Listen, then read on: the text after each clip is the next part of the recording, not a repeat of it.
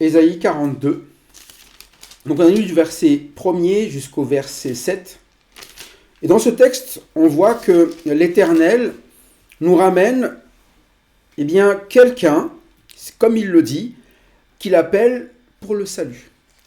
Et ces passages que l'on a lus, qui nous parlent de cette personne qu'il prend par la main, qu'il va établir pour traiter alliance avec le peuple, il va être rappelé dans le Nouveau Testament ce qu'il est, c'est-à-dire la lumière des nations, celui qui ouvre les yeux aux aveugles, celui qui fait sortir de prison le captif, celui qui, de leur cachot, ceux qui habitaient dans les ténèbres, il va leur amener la délivrance, parce qu'effectivement, nous sommes des personnes qui ont besoin de délivrance, nous sommes des personnes, comme l'a dit Ésaïe 40, des personnes qui ont besoin d'être consolées, parce que nous sommes dans la servitude, nous sommes des esclaves. Et l'exemple qui est donné, qui montre que nous sommes esclaves, c'est que quand nous touchons à quelque chose, même de nocif, nous ne savons pas nous en retirer. C'est ça dans notre corps. On nous donne l'exemple de la cigarette, de la drogue, de l'alcool. Tout le monde sait que c'est nocif. Hein?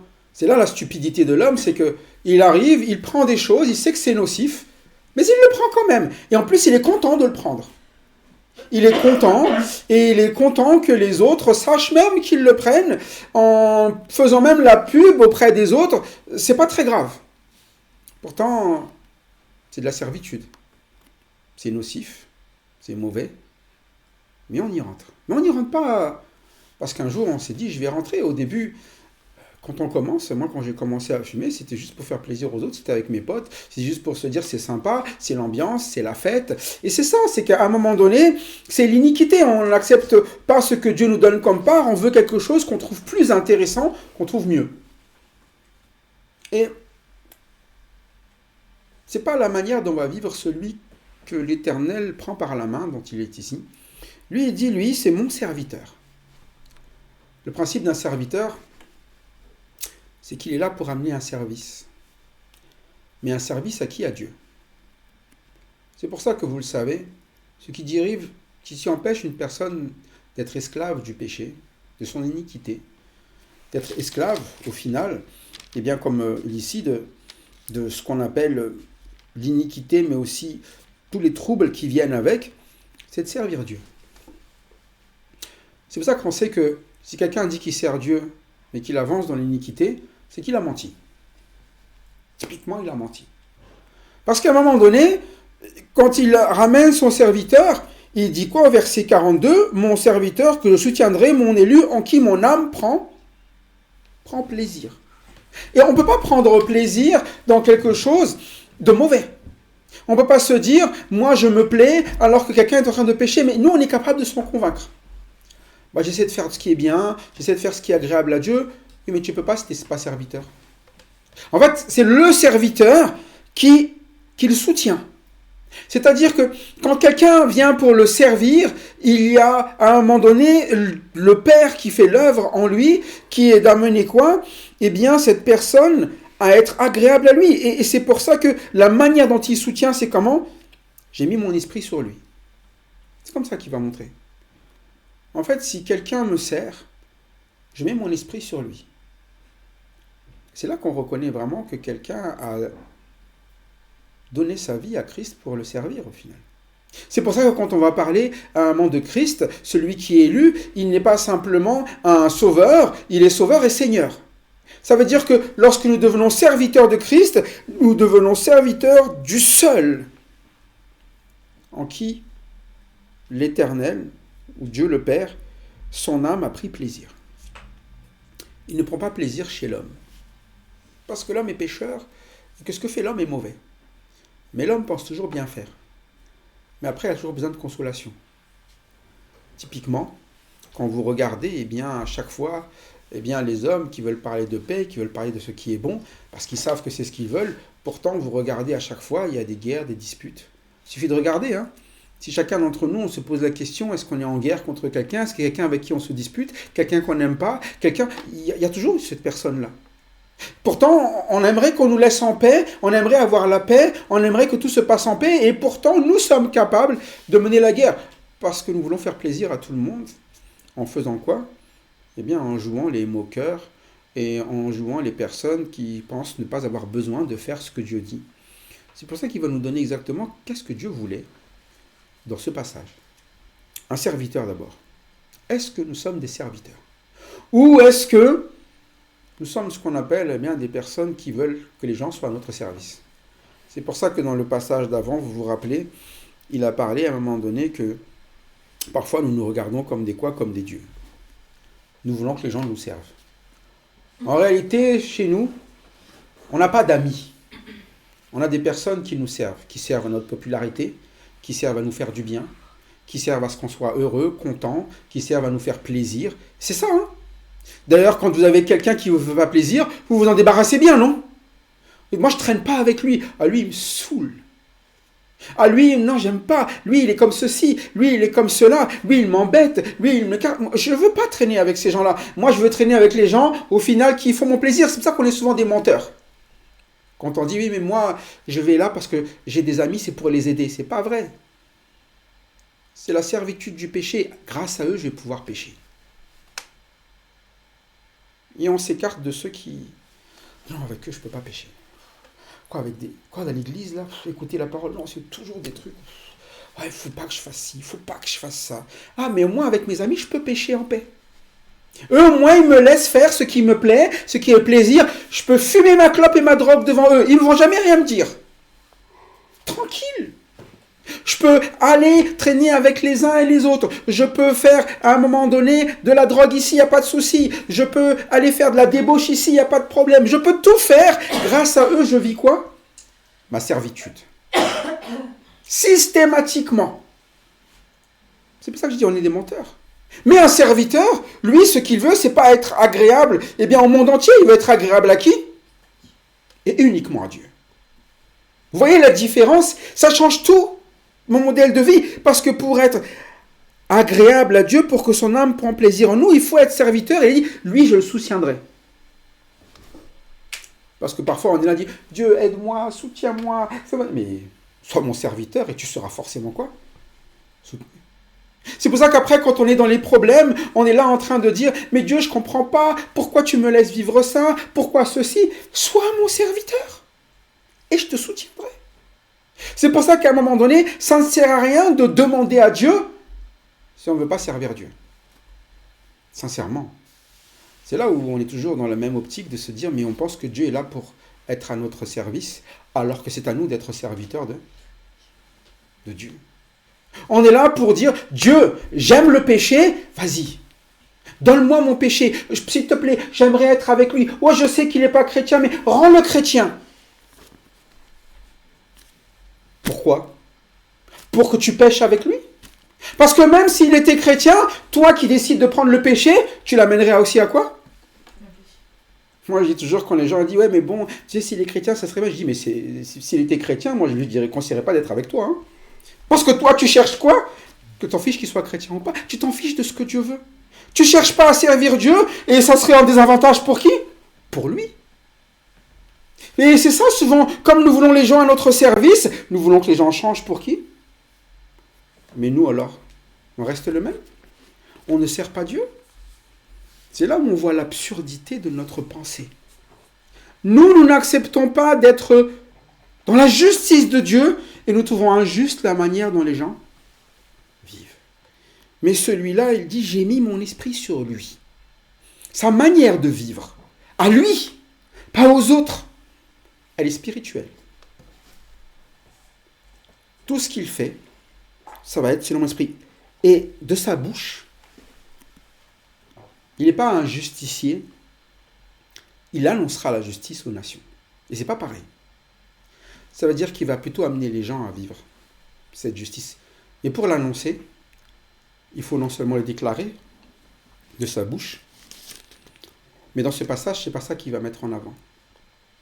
Il va mettre en avant quoi? Il ne fera pas de cri, il n'élèvera pas la voix, et ne fera point entendre dans les rues, mais il ne brisera point le roseau cassé, il n'éteindra point la mèche qui brûle encore, il annoncera la justice selon la vérité. Et vous savez, nous, c'est ça. C'est comme les gens, quand ils disent, mais moi, je vais annoncer l'évangile. Ils crient fort, hein. Ils font beaucoup de bruit. mais ils ne font pas le travail de ce que c'est que la justice. D'abord, ils ne brisent pas le roseau cassé. C'est-à-dire quand quelque chose est détruit, il n'est pas là pour le casser encore plus. Il n'éteint pas quand il ne reste pas grand-chose. Vous allez voir qu'il va faire un travail. Lui, son travail, c'est de rallumer.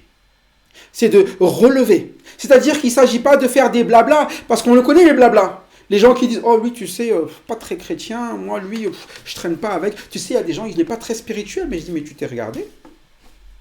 Est-ce que tu sais au moins ce que c'est qu'être spirituel? Être spirituel, c'est marcher pour servir Dieu, et Dieu il va lui tenir la main pour le salut. Pas pour annoncer des choses qui est selon sa justice à lui, mais la justice de Dieu. Et la justice de Dieu, c'est de sauver. C'est là qu'on voit que les personnes n'ont pas saisi ce que c'est que l'évangile. L'évangile, c'est pas de se croire au-dessus des autres. L'évangile, c'est de bien comprendre que nous avons été sauvés, consolés, et que d'autres aussi ont besoin de cette consolation. C'est pour ça que celui qui croit ça, eh bien sa vie démontrera toujours que c'est faux, son évangile. Il est faux. Faux pourquoi? Parce que le péché dominera toujours sa vie, puisqu'il n'est pas serviteur de Dieu, puisqu'il brisera le roseau cassé, puisqu'il éteindra même ce qui reste, mais il ne sait pas annoncer la justice. Mais la justice comment, dit le verset 3? Pas sa justice. La justice selon la vérité. Verset 3. Qu'est-ce que ça veut dire selon la vérité?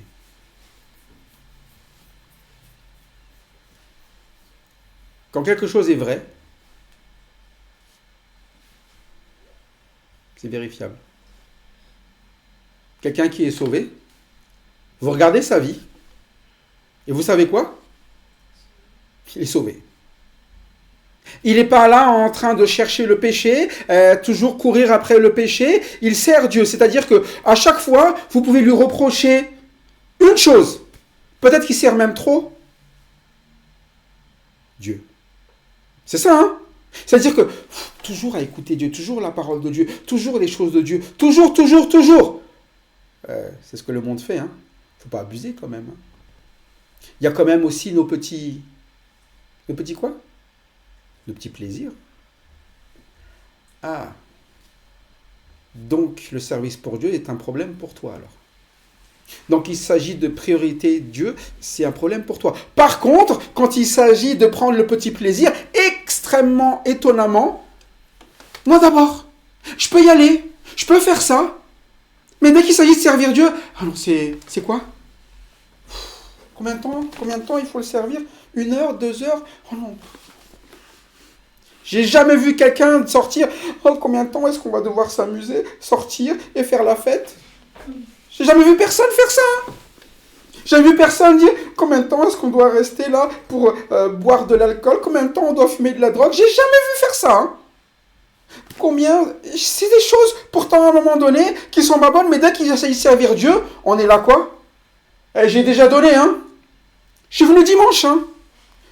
Je suis venu vendredi, hein. Je suis venu mercredi. Je suis venu 2 heures mercredi. 2 heures. Oh là là. Combien? Attends, je suis resté là pour l'étude. Là, c'est la cellule. Ça se termine. 23 heures et je suis encore sur quoi? Pourtant, c'est bizarre, hein. Quand tu dois parler à tes copains, copines, tes amis, tu es capable de rester combien de temps là? Quand tu vas regarder un film, tu es capable de rester combien de temps là? Quand tu as besoin à un moment donné d'écouter de la musique, ta playlist, c'est pas playlist limitée à 1h30, hein. Tu es capable de placer toute ta journée. Pourquoi? Parce que c'est ton plaisir. Mais dès qu'il s'agit de servir Dieu, de venir à son écoute, de savoir quoi vivre, quoi faire, étonnamment, on est capable de raccourcir le temps. Si Jésus-Christ avait fait ça, il aurait dit « Ouh, s'il te plaît, là. » Limite quand même. Hein. Je suis désolé, mais le peuple, j'ai pas beaucoup de temps à vous consacrer. J'ai 10 minutes par jour. J'ai 30 minutes. J'ai 2 heures par jour. Si vous lisez la Bible, toute la journée, jusqu'au soir, il était là. Et chaque personne qui venait à lui, aucun ne se faisait quoi? Jeter. J'ai pas le temps, ça n'existe pas. Pourquoi? Parce qu'à un moment donné, c'est un serviteur. Un serviteur est là pour ramener un service. Mais il n'y en a que 2 choix dans la vie. Ou on est serviteur de Dieu, ou on se sert nous-mêmes. Ou on a un Dieu, ou c'est nous, le Dieu. C'est ce qu'on a vu tout le long auparavant. Mais quand c'est nous, le Dieu, eh bien, on devient une arnaque. Et l'arnaque, c'est quoi? C'est qu'on va parler fort. On va parler des choses de Dieu, on va dire qu'on croit en Dieu, mais dans la réalité, on est pire même que ceux qui ne croient pas et qui le disent aussi fort. Et c'est ce qui se passe pour Israël. Là. Entre les nations et Israël, Israël va toujours dire, nous on est le peuple de Dieu, mais dans la réalité, ils font pire que les nations. Ils transforment l'œuvre de Dieu eh bien, en leur œuvre. C'est ce qu'on a vu au vin. C'est pour ça qu'à un moment donné, ils se comparent même à Dieu. Ils comparent leurs avis à Dieu, leurs conseils à Dieu. C'est pour ça que quand vous leur amenez la parole de Dieu, vous vous rappelez la dernière fois, c'est ce qu'on disait, ils prennent le conseil de Dieu et ils prennent leur conseil, ils font quoi? Tiens, qu'est-ce que je préfère? Comme si ce que Dieu disait et ce que nous disons était quoi? Comparable. C'est marrant, hein? Mais c'est comme ça qu'on est. Et c'est ça qui montre la servitude. C'est qu'on est tellement accroché à nos plaisirs, nos péchés, notre débauche, qu'on trouve toujours les bonnes excuses pour pouvoir le vivre. Je n'ai jamais vu quelqu'un qui se battait pour trouver la bonne excuse pour lequel, eh bien, il préfère suivre plutôt ce que Dieu dit, plutôt que j'ai dit, oh mais non, mais écoute, j'ai pas trop de temps. Non, il a toujours le temps. Par contre, le seul moyen eh bien, de sortir de cela, c'est d'être serviteur de Dieu. C'est pour ça qu'il y aura toujours le serviteur et celui qui se servira. Celui qui sert Dieu, il a quelque chose qui lui est propre. Verset 4. Voilà ce qu'il ne fera pas. Que dit le verset 4?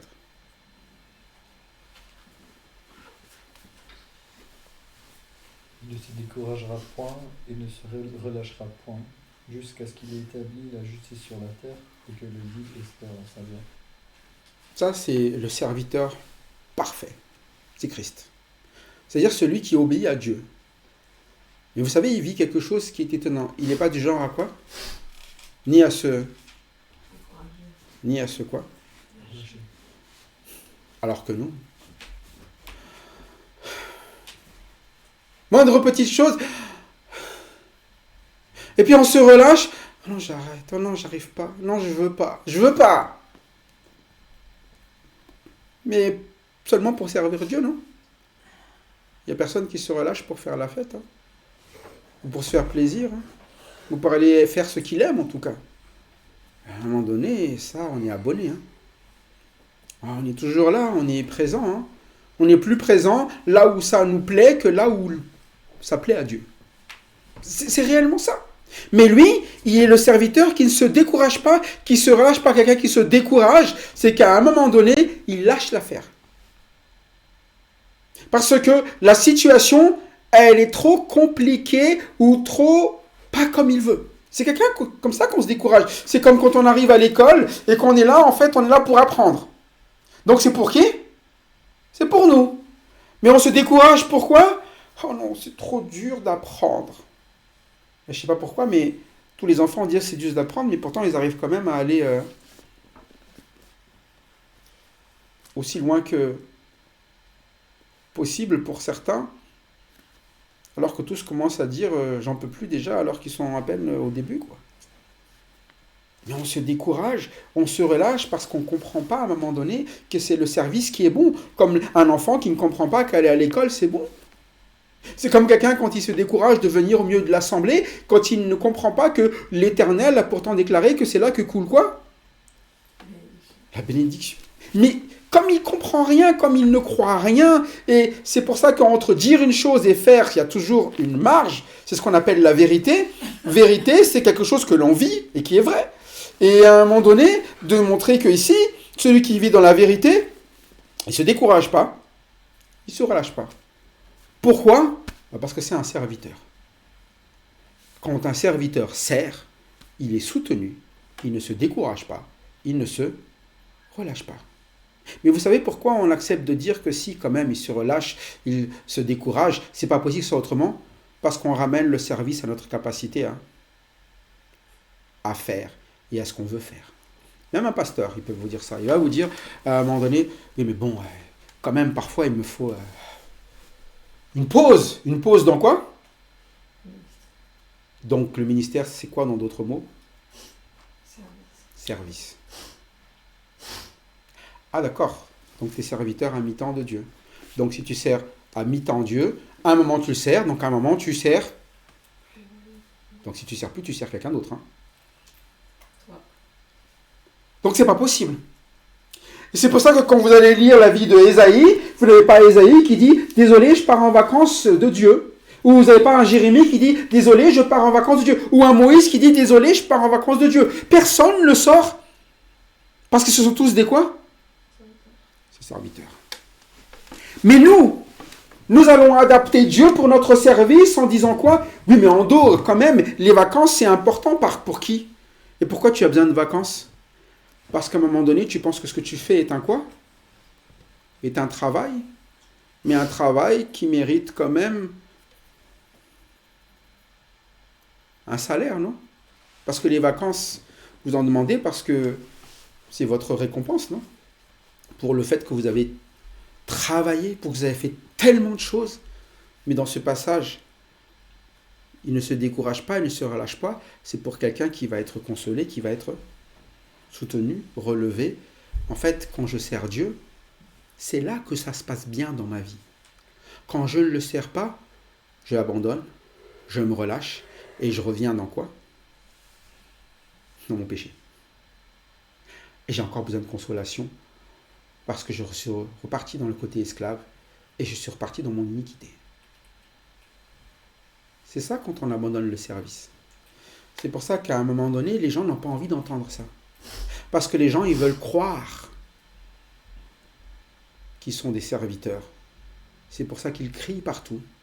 Mais en réalité, ils ne font pas ce que Dieu dit. Ils ne sont pas là pour faire l'œuvre qui est attendue. Mais le vrai serviteur, il fait l'œuvre. Et jusqu'à quand? Dans ce service, il le fait au verset 4. Jusqu'à quand? Jusqu'à ce qu'il a instauré le droit sur terre. Il y a encore aujourd'hui ça? Ça y est maintenant? C'est fini? Est-ce que la justice a été établie sur terre? Donc cette personne-là est encore en train de quoi? De servir. C'est pas parce qu'à un moment donné, cette personne-là est venue sur terre qu'il est parti, qu'il dit c'est bon, maintenant il est parti en vacances. Il n'est pas parti en vacances. Hein. Il est encore en train de quoi? De servir. Et c'est pour ça qu'on l'appelle Sauveur et Seigneur. C'est pour ça qu'il intercède encore pour nous. Il sert toujours. Parce que dans son service, à un moment donné, l'objectif d'un service, c'est d'aller jusqu'au. Et c'est là où on voit des personnes qui ne servent pas, ils ne font jamais jusqu'au bout. Ils commencent une chose, et puis quand ils en ont marre, ils arrêtent. Ah oui, j'ai commencé là, je vais m'engager et je vais faire ça. Eh bien, tu sais, quand la personne ne vient jamais à l'écoute de la parole pour servir, vous pouvez être sûr et certain, et moi je le vois toujours, cette personne, elle va quoi? Elle va arrêter quand elle ne trouvera plus son plaisir. Et souvent, on trouve le plaisir dans quoi? Mais pas dans le service pour Dieu. On aime bien quelque chose. Parfois, il y a des gens, ils aiment bien parler, c'est des orateurs. Ah, ils aiment bien raconter des choses. Là. Ah, il faut aussi s'occuper des brebis. Ah, il faut aussi, à un moment donné, faire ça. Ah non, c'est beaucoup. 1 fois, 2 fois, 3 fois, c'est trop. Moi, je veux bien, mais je veux pas que ça devienne quelque chose qui devienne une routine. C'est pas routine. Hein. Je veux pas que ça devienne quelque chose qui me prenne du temps tout le temps. C'est ce que ça veut dire routine. Mais en réalité, à un moment donné, la Bible, quand elle va parler de quelqu'un qui annonce la parole, il va dire « Donne-toi tout entier à elle ». Prêche en toute occasion, favorable ou non. Ça veut dire que ça l'accompagne dans tous les moments de sa vie. Mais nous, c'est pareil, nous sommes là, on va parler de servir Dieu, et on va dire « Je viens à l'écoute, je viens faire », mais uniquement quand on veut. Ou on a une responsabilité. Quelle responsabilité? Ah, ça j'aime bien, ça j'aime pas. Mais vous pensez que Jésus, il est venu en disant « Moi, je viens parce que j'aime bien. Ça, je ne fais pas parce que j'aime pas. » Quand il est allé à la croix, il a dit quoi? « J'aime bien, alors j'y vais. » Il est allé jusqu'au bout de ce qui commence.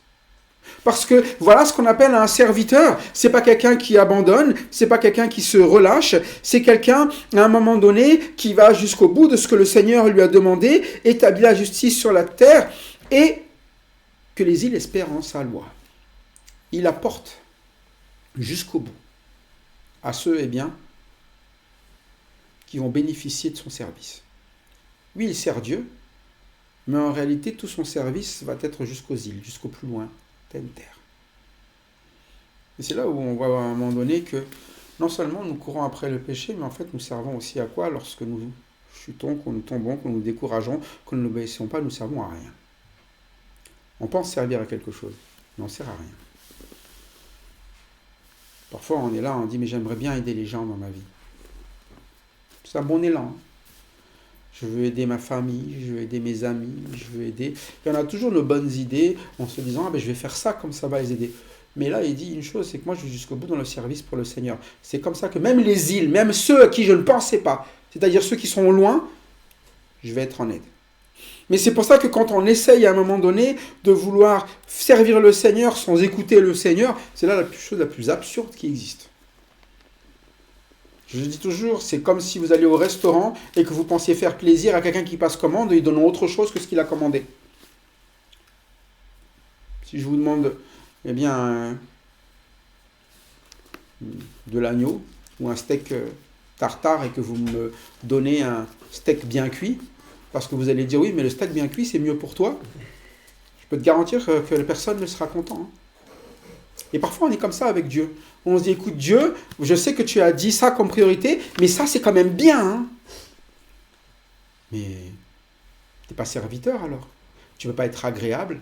Et c'est pour ça qu'il va le dire, son âme ne prendra pas plaisir en toi. Et tu auras le conséquence, c'est que tu vas te décourager, te relâcher, parce que tu essaieras toujours de faire des choses, mais il n'y aura pas le résultat, tu n'iras pas jusqu'au bout, ta justice n'ira pas jusqu'au bout de la terre, tu n'auras aucune utilité. C'est pour ça qu'on rappelle à un moment donné que le serviteur qu'on sert, il est plus haut et ses demandes sont plus importantes que nous ce qu'on peut demander. Il dit ainsi parle Dieu, l'Éternel, qui a créé les cieux et qui les a déployés, qui a étendu la terre et les productions, qui a donné la respiration à ceux qui le peuplent et le souffle à ceux qui marchent. Ainsi parle Dieu. Il commence et il se présente qui il est. Vous avez un meilleur CV? Tu as créé des gens, tu as donné le souffle. Tu sais mieux que moi comment tu fonctionnes, comment les autres fonctionnent. Qui a créé ceux qui respirent? C'est toi. C'est comme si vous allez expliquer à un ingénieur Apple comment fonctionne l'iPhone. Parce que vous l'utilisez tous les jours, vous dites, écoute, tu ne sais pas utiliser, je te montre comment tu dois faire. Non, fais pas comme si. C'est lui qui l'a créé. À un moment donné, c'est lui qui a mis les fonctionnalités. C'est lui qui a donné. Et parfois, on est comme cela. Nous sommes en train d'expliquer à Dieu comment nous devrions fonctionner en disant, moi, tu devrais me donner ceci, tu devrais faire ça, tu devrais écouter ci. Mais qui t'a créé? Qui t'a ramené à souffler? Tu sais comment tu souffles? Tu sais comment le souffle existe en toi-même? Tu sais comment la vie est venue en toi? Tu n'en as aucune idée.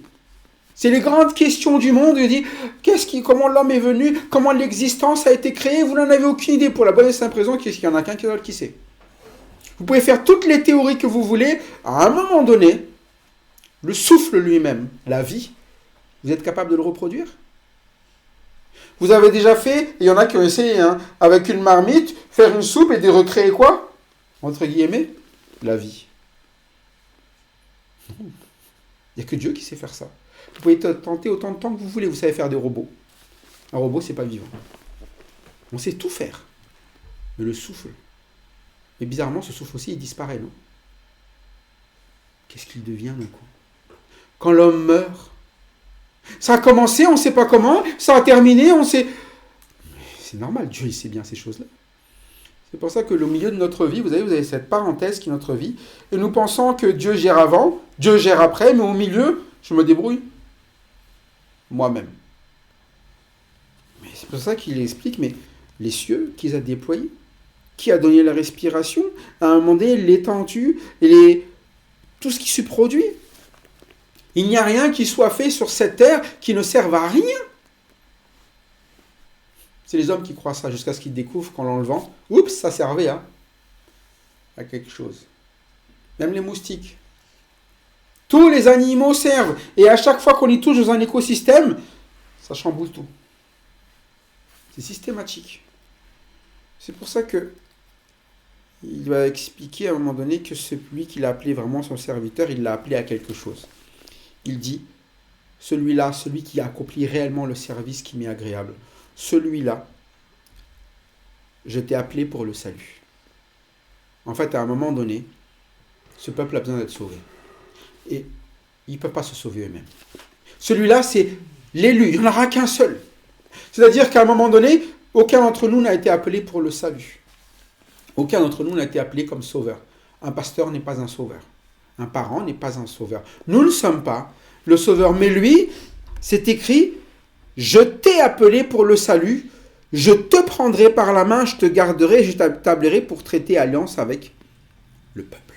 Il n'y en a qu'un seul. C'est-à-dire une personne dans le rôle, ça va te faire alliance. Et quand vous faites alliance, c'est qu'il y a un lien, il y a quelque chose qui nous lie. C'est-à-dire que c'est lui qui va établir ce lien. Si ce n'est pas lui qui le fait, ça ne marchera pas. Et c'est pour ça que quand le Seigneur établit quelque chose, ne pensez pas qu'il faut le changer. Ceux qui ont voulu changer cela, Christ n'est plus celui qui établit l'alliance, ils établissent une alliance directement avec Dieu. Non. Ça n'existe pas. C'est pour ça que Jésus a dit, mais je suis le chemin, la vérité et la vie, nul ne vient au Père que par moi. Vous vous établirez pas d'alliance avec Dieu sans moi. Il est la paix, il est celui qui nous réconcilie avec Dieu. Vous ne pouvez pas avoir d'alliance sans lui, parce que c'est ainsi que l'Éternel a établi les choses. C'est pour ça que toute œuvre qu'il accomplira, ce sera une œuvre qui permettra cette alliance. C'est pour ça qu'il est mort à la croix. C'est pour ça que son sang a été versé. C'est pour ça que son service était d'aller mourir. Et il est le seul à avoir ce service. Personne d'autre ne va avoir le service de mourir à la croix, de payer pour le péché des autres, ni de sauver les autres. Il est le seul. Mais c'est pour ça qu'à un moment donné, c'est ça être un serviteur. Un serviteur, c'est pas faire la même chose que les autres. Il n'y a que ce serviteur-là qui fera ça. Par contre, tous les autres sont serviteurs, mais ils ont d'autres choses à faire. C'est pour ça qu'on est tous dans cette pièce, mais on n'a pas tous le même service. Mais on est tous serviteurs. Si du moins, nous avons cru dans qui est Dieu et dans l'œuvre qu'il a fait, déjà pour être sauvés, pour être consolés. Parce qu'on ne va pas parler de serviteur alors qu'on refuse déjà la première chose, c'est de rentrer dans le service. Comment on rentre dans le service ? Là, il nous a expliqué. Il a établi quand même Jésus pour être quoi ? Celui qui traite l'alliance. Si vous n'avez pas traité l'alliance avec Jésus-Christ, vous n'êtes pas serviteur. Et l'alliance, à un moment donné, c'est pas que ce soit vous le chef de votre foi, c'est que ce soit ce serviteur-là, c'est Christ.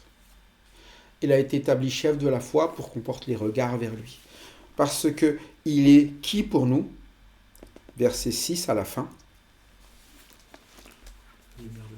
Il est la lumière des nations. À quoi ça sert la lumière ? Pour éclairer. Pourquoi on a besoin que ça soit éclairé ? Il a dit. Pour voir. C'est là où vous voyez l'absurdité, on pense qu'on n'a pas besoin de quoi ? De lumière.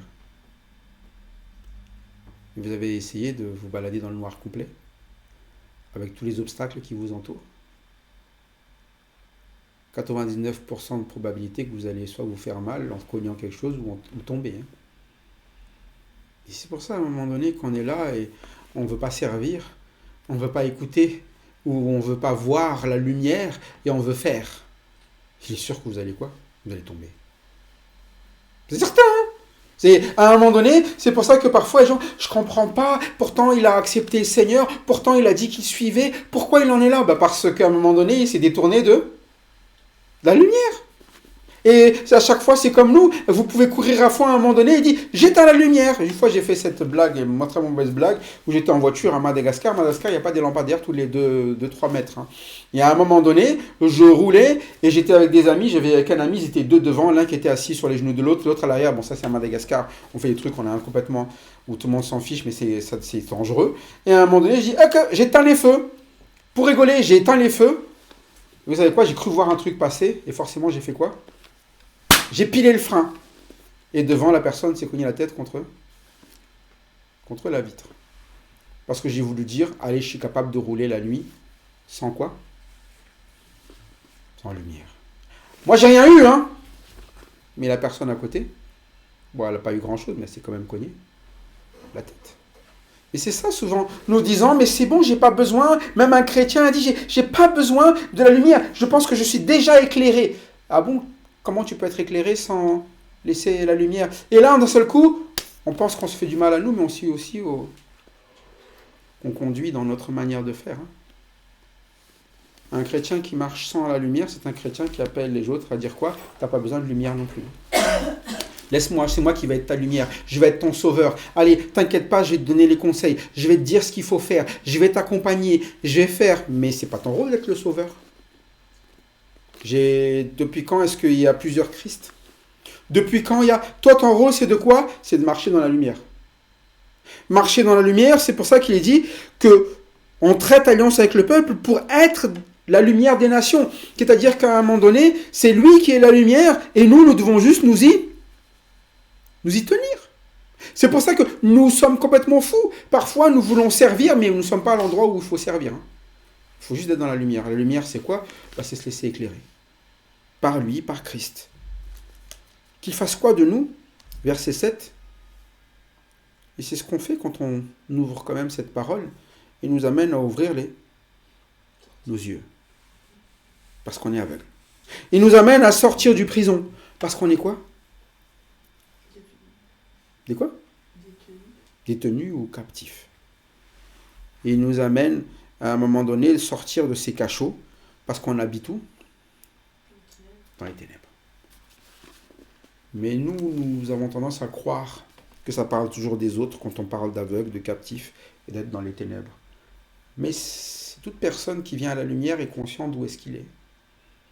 C'est pour ça qu'à un moment donné, normalement, quelqu'un qui a cru en Christ, sa vie entière, elle n'est pas d'essayer d'être hors des cachots, elle n'est pas essayer de se délivrer, essayer de délivrer les autres, non, elle est toujours de se tenir dans la lumière. Et quand vous servez, vous êtes garanti qu'à un moment donné, vous accomplirez la volonté de Dieu. Par contre, lorsque vous essayez de faire par vous-même, vous êtes garanti que vous accomplirez votre volonté. Pourquoi croyez-vous que les gens ont fait des croisades? Ils pensaient bien faire, hein? On va gagner le pays pour qui? Pour Dieu, non? Et au final, ils ont fait quoi? Pour donner une réputation à Dieu comme étant un quoi après? Oui, c'est ça. C'est pour ça que tout était part d'un bon quoi? D'un bon sentiment. C'est quand même pour Dieu qu'on veut le faire. Écoute, des tas de gens le disent dans le monde entier. Hein. Des tas de gens le disent. Certains le disent en disant Dieu est grand. Et ils explosent tout le monde. C'est pour ça que Christ, quand il est venu, il n'a explosé personne. Hein. Il a détruit personne. Hein. Il a fait le service que Dieu a demandé. Il a donné sa vie pour tous. C'est pour ça qu'il est juste dans la vérité. Dans la vérité, ça veut dire quoi? Il était totalement conforme à ce que Dieu a appelé. Et on est dans l'Ancien Testament, quelqu'un qui l'a tenu par la main. Eh bien, pour à un moment donné, faire une chose, pour être, non pas celui qui détruit, mais celui qui va ramener quoi? Pour le salut. Il dit, je te garderai, je t'établirai pour traiter alliance avec le peuple. Et c'est ce qui s'est passé. Maintenant, la vraie question est pour nous. Où est-ce que nous en sommes? Qui servons-nous? Déjà, si nous sommes dans cette captivité et de toujours courir après le péché, et ce qui nous intéresse dans le péché, on sait déjà quel est notre Dieu. Quand on est là toujours pour essayer de plaire à ce monde, au lieu d'un moment donné de plaire à Dieu, on sait quel est notre Dieu. Quand on est là en train de se convaincre de nos idées plutôt que d'écouter ce que Dieu dit, on sait où est-ce qu'on est. Encore aveugle. encore dans les ténèbres, encore captif. Mais l'avantage, c'est que quelqu'un a toujours un service qui est accompli aujourd'hui, et c'est Christ. Et il est toujours la lumière. C'est pour ça qu'on emmène sa parole. Cette lumière est là pour nous délivrer. Comme il est écrit, pour ouvrir les yeux. Pour, à un moment donné, nous retirer ce qui nous empêche de vivre une vie qui est agréable à Dieu. Mais une vie agréable à Dieu, c'est une vie qui est soutenue, gardée. Une vie qui ne se décourage pas, qui ne se relâche pas. C'est pour ça que nous appelons ceux qui sont loin ou se sont éloignés à venir à Christ, qui lui a déjà fait le service parfait et continue à en donner l'effet encore aujourd'hui. Et c'est pour ça qu'à un moment donné, soit nous venons à Christ, soit nous considérons que nous nous perdons déjà. Et certains font le choix de se perdre. Et on le voit tout de suite. Parce qu'ils disent non. Ou ils disent peut-être. Bref, ils ne disent pas quoi ? Oui. Quand quelqu'un ne dit pas oui, c'est que le non est sa meilleure option. C'est ce qu'il a fait comme choix. Donc, je ne suis pas comme vous, mais moi, quand je suis poli, quand je dis pas oui, je dis ouais, je verrai, on va voir. Généralement, c'est pour dire quoi ? Non. Si je voulais vraiment, j'aurais dit quoi ? Vous avez jamais vu ça ? Vous avez déjà vu ça, un mariage avec 2 personnes, et il y en a un qui dit quoi ? Je vais voir. Ça marche, ça ? Et l'autre qui dit quoi ? Peut-être. Bah, mariez-vous. Bah non, il dit pas ça. Chacun dit quoi ? Oui, oui. Et le maire, il veut entendre surtout que ça soit bien dit ? Oui. S'il n'entend pas oui, c'est que ça veut dire quoi ? Vous voyez ? C'est logique partout, hein ? Sauf quand Dieu parle. Et c'est pour ça qu'on dit toujours, quand la parole de Dieu nous appelle et quand il dit viens et que la personne ne dit pas je viens, c'est qu'il a dit quoi ? Je viens pas. C'est pour ça que quand il a dit celui qui me suit ne marchera pas dans les ténèbres, s'il n'a pas dit je te suis, il est encore où ? Donc c'est simple. Voilà pourquoi c'est la lumière des nations. Est-ce que nous avons réellement cru dans le service de celui qui est agréable à Dieu ? Et c'est Christ, celui qui est agréable au Père, lui qui est Dieu fait homme, lui qui est le Fils, celui qui est élu, nous a montré ce qu'est le vrai service, un service qui va jusqu'au bout, que nous soyons aussi de ce serviteur, en le suivant, en marchant derrière lui, en se laissant éclairer par lui. Ainsi nous ferons l'œuvre, non pas qui est le nôtre avec nos résultats, mais celui de Dieu le Père, avec les résultats qui est en Christ. Voilà pourquoi notre destination finale, nous, la finalité, c'est d'être à l'image de Christ. Et Christ étant non seulement le Sauveur, le Seigneur, mais aussi l'aboutissement de toutes choses pour nous, qui voulons réellement servir Dieu. Que Dieu soit donc celui, qui est notre Sauveur en Christ, et que nous nous revêtons de son esprit, et non pas de notre volonté à nous. À Dieu la gloire en Christ. Amen.